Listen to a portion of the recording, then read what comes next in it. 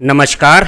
Engineering विषयों में रुचि बनाने और विषय समझ को मजबूत बनाने के लिए शुरू किए गए श्रीदेवी क्लासेज यूट्यूब चैनल पर एक बार फिर आपका स्वागत है। हमारी विशेष playlist electrical engineering exam series में आज हमारे सब्जेक्ट कंट्रोल सिस्टम में एक लर्निंग वीडियो में जानते हैं फर्स्ट ऑर्डर सिस्टम के लिए टाइम डोमेन स्पेसिफिकेशन के बारे में और समझते हैं time constant, rise time, settling time क्या होते हैं और यही time domain specification second order over damped systems के लिए भी लागू होते हैं। लेकिन अगर second order under damped system हो तो उसमें पीक टाइम, पीक ओवरशूट जैसी और दूसरी टाइम डोमेन स्पेसिफिकेशंस आ जाती हैं। तो जानते हैं फर्स्ट ऑर्डर के टाइम डोमेन स्पेसिफिकेशन के बारे में। जब किसी कंट्रोल सिस्टम में इनपुट सिग्नल लगाया जाता है तो उसके आउटपुट सिग्नल का वेरिएशन जो टाइम के साथ होता है उसे टाइम रिस्पॉन्स कहते हैं। किसी भी कंट्रोल सिस्टम में आउटपुट के टाइम रिस्पॉन्स के दो हिस्से हो सकते हैं, दो पार्ट्स हो सकते हैं।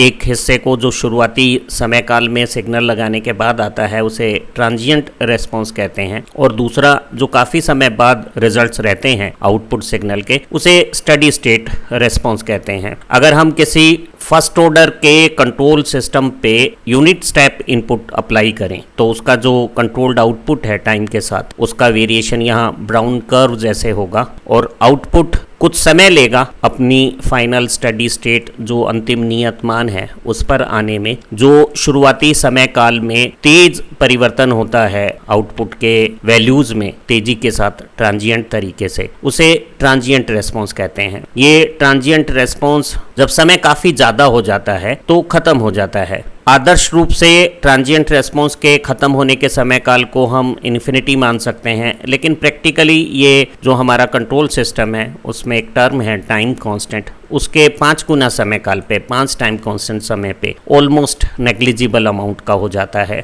और आउटपुट सिग्नल का वो समय रूप जो ट्रांजिएंट रेस्पॉन्स के खत्म होने के बाद बचा रहता है उसे हम स्टेडी स्टेट रेस्पॉन्स कहते हैं। किसी कंट्रोल सिस्टम को अगर यूनिट स्टेप इनपुट दिया जाए तो उसकी जो स्टेडी स्टेट वैल्यूज निकलेगी वो क्या होंगी उसे समझते हैं। हमें मालूम है कि किसी ट्रांसफर फंक्शन को हम कंट्रोल्ड आउटपुट और रेफरेंस इनपुट के लाप्लास डोमेन फॉर्मेट के रेशो के रूप में रखते हैं और इसे एक न्यूमरेटर में एस के पॉलिनोमियल और डिनोमिनेटर में एस के पॉलिनोमियल के रेशो के रूप में लिखा जाता है। अगर इस डिनोमिनेटर पॉलिनोमियल के सारे रूट्स जो पोल फ्रीक्वेंसियां होंगी वो हमारे कॉम्प्लेक्स फ्रीक्वेंसी प्लेन के लेफ्ट हैंड पोजीशंस पे ऊपर नीचे ओपन कंडीशंस में आए तो हम इस तरह के स्टेबल सिस्टम के लिए फाइनल वैल्यू थ्योरम निकालकर स्टेडी स्टेट वैल्यू को बिना टाइम रेस्पॉन्स या टाइम एनालिसिस किए पता कर सकते हैं। और जो फाइनल वैल्यू थ्योरम है वो कहती है कि कंट्रोल्ड आउटपुट के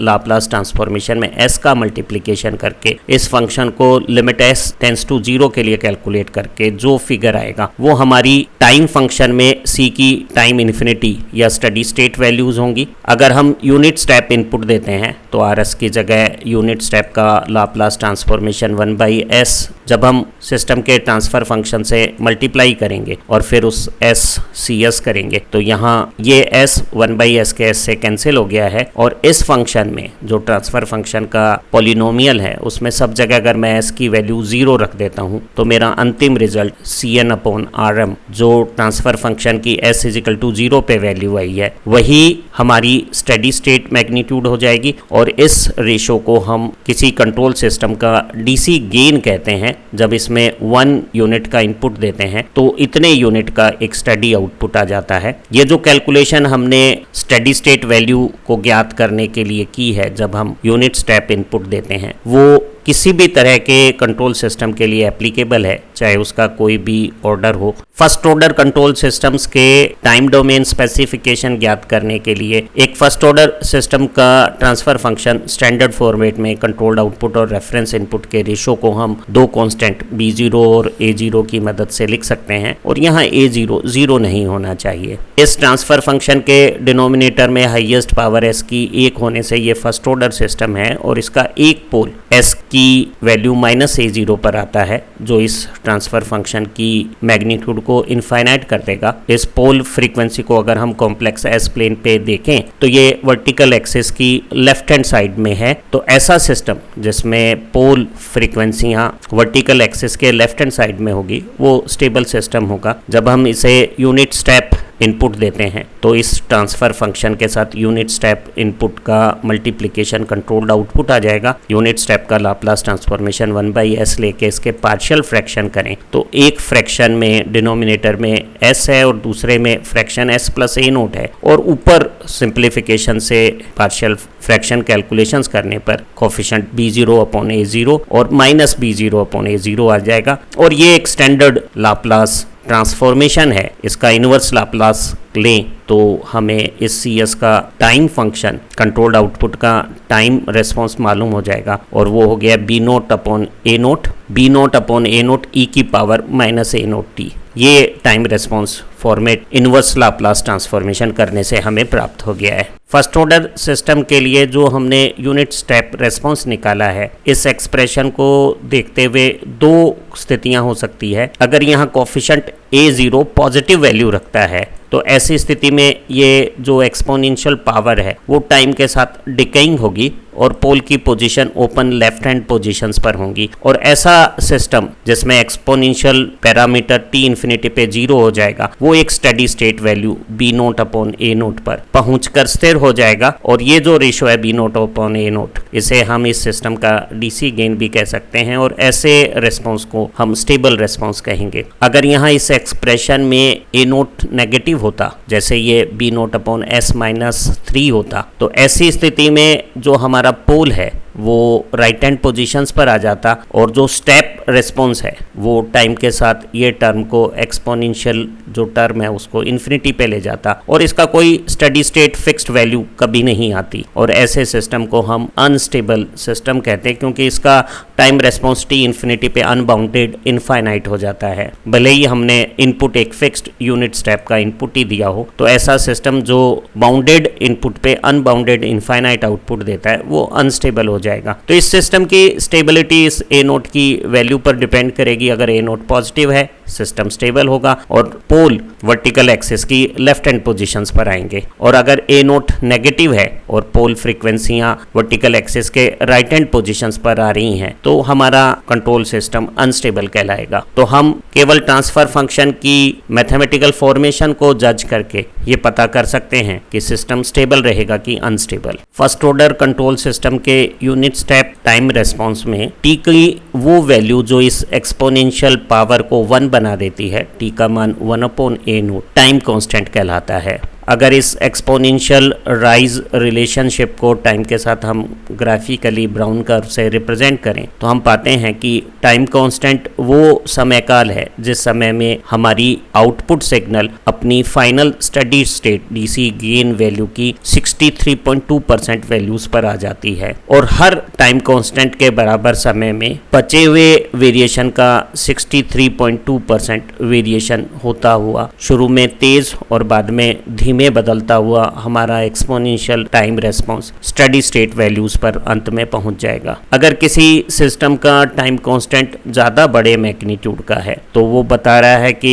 सिस्टम को न केवल 63.2% वैल्यूज पाने में ज़्यादा समय लगेगा, उसकी 10% से 90% वैल्यूज में जो वेरिएशन का राइज टाइम है वो भी ज़्यादा हो जाएगा। वो अपनी फाइनल स्टेडी वैल्यू के 95% या 98% लेवल को पाकर 5% टॉलरेंस या 2% टॉलरेंस में सेट होने का समय भी ज़्यादा कर लेगा। एक फर्स्ट ऑर्डर कंट्रोल सिस्टम में जब यूनिट स्टेप इनपुट दिया जाता है तो उसका जो टाइम रेस्पॉन्स है वो एक्सपोनेंशियली इस ब्राउन कर्व के अनुसार राइज करता है, और इस टाइम रेस्पॉन्स में राइज टाइम वो टाइम इंटरवल है जो हमारे रेस्पॉन्स को अपनी फाइनल स्टेडी स्टेट जो वैल्यू है DC गेन की B0/A0 उसके 10% से 90% लेवल तक आने में लगता है। तो हम कह सकते हैं कि एक स्टेप रेस्पॉन्स में राइज टाइम वो टाइम की अमाउंट है जो हमें रिक्वायर्ड रहेगी रेस्पॉन्स को अपनी फाइनल वैल्यू के 10% से फाइनल वैल्यू के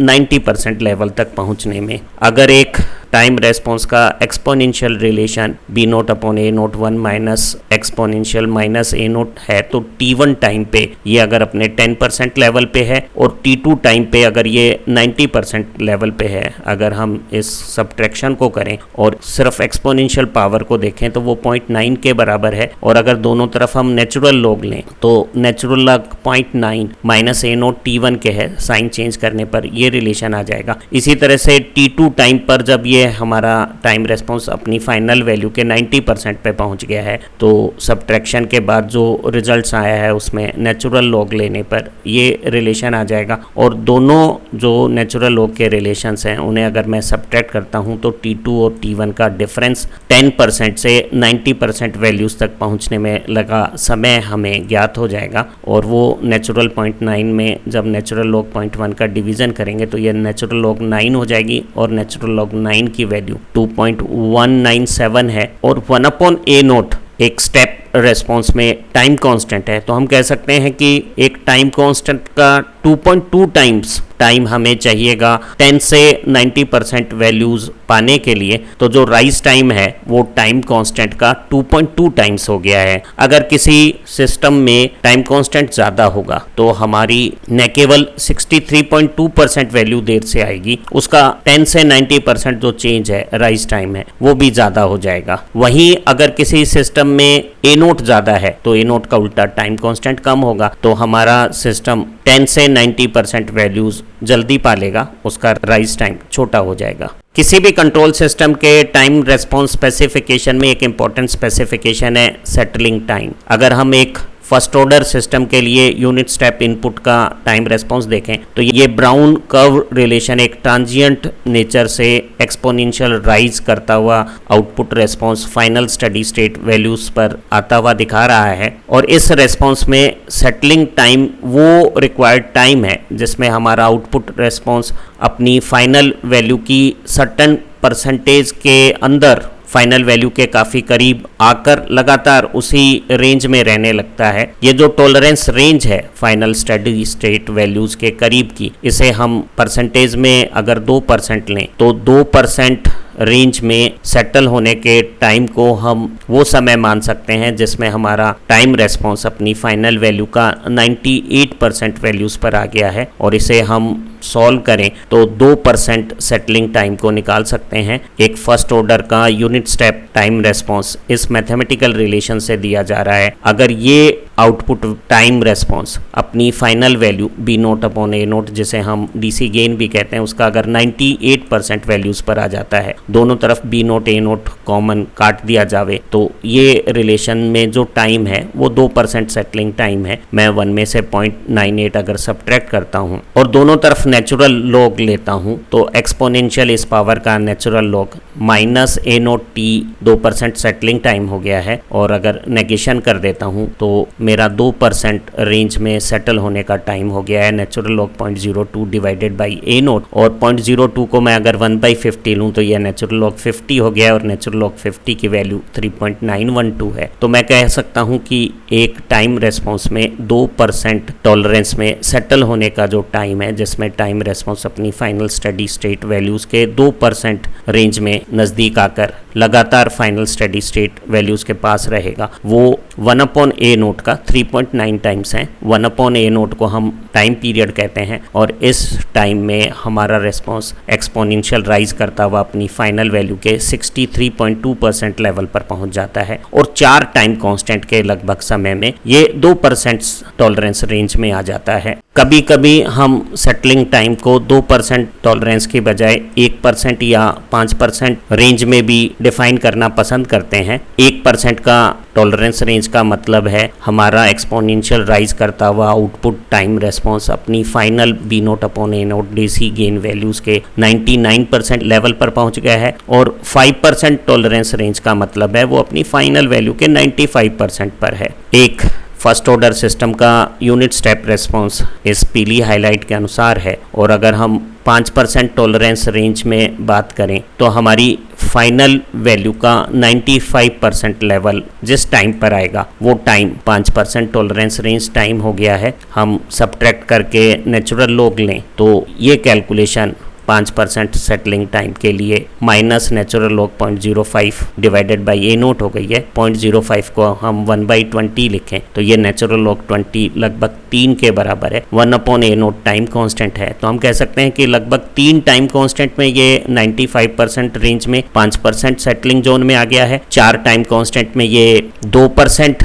टॉलरेंस रेंज में आ जाता है, हमने जाना था। और अगर हम इसी तरह की कैलकुलेशन करके यहाँ 95 के बजाय 99% वैल्यूज लें तो ये फिगर 0.01 हो जाएगा और सिमिलर कैलकुलेशन से नेचुरल लॉग 104.6 के बराबर है। तो हम कह सकते हैं कि लगभग 5 टाइम कांस्टेंट पीरियड में हमारा रेस्पॉन्स 1% टॉलरेंस रेंज में आ जाता है। अगर हम फर्स्ट ऑर्डर सिस्टम का टाइम रेस्पॉन्स की बजाय फ्रीक्वेंसी के साथ वेरिएशन देखें तो उसका गेन जो डीसी कंडीशंस में के था वो जिस फ्रीक्वेंसी पे 1/√2 हो जाता है, 70.7% हो जाता है, वहाँ पावर आधी या इस तरह की फ्रीक्वेंसीज को हम 3 dB फ्रीक्वेंसीज कहते हैं और इस रेंज को हम बैंडविड्थ कहते हैं। तो जो फर्स्ट ऑर्डर सिस्टम के लिए बैंडविड्थ है वो ए नोट या हमारे टाइम पीरियड का इन्वर्स है। और अगर किसी ट्रांसफ़र फंक्शन में ए नोट ज़्यादा बड़ा होगा तो उसका टाइम कांस्टेंट छोटा होगा, तो उसका रेस्पॉन्स फास्ट होगा। उसे 63.2% लेवल पर आने में कम समय लगेगा। 10 से 90% लेवल के लिए जो समय लगेगा टाइम कांस्टेंट का 2.2 टाइम्स वो भी कम हो जाएगा। और 5% या 2% या 1% सेटलिंग जोन में पहुंचने का समय respectively 3 time constant, 4 time constant या 5 टाइम कांस्टेंट भी कम हो जाएंगे, क्योंकि ए नोट बढ़ने से 1/ए नोट हमारा टाइम पीरियड कम हो गया है और ऐसी कंडीशन में जो बैंडविड्थ है वो ज़्यादा हो जाएगी। उम्मीद है आज की इस लर्निंग वीडियो से आपको टाइम डोमेन स्पेसिफिकेशंस के जो प्रश्न परीक्षाओं में आते हैं उनके एग्जैक्ट इफेक्टिव आंसर लिखना आ जाएगा। हमारी इसी प्लेलिस्ट की दूसरी वीडियो से आपकी सब्जेक्ट अंडरस्टैंडिंग और शार्प पेनी होगी। आप ज़्यादा प्रभावकारी तरीके से परीक्षाओं में प्रदर्शन करेंगे, ज़्यादा अंक पाएंगे। इन्हीं उम्मीदों के साथ फिर मिलते हैं एक नई लर्निंग वीडियो के साथ।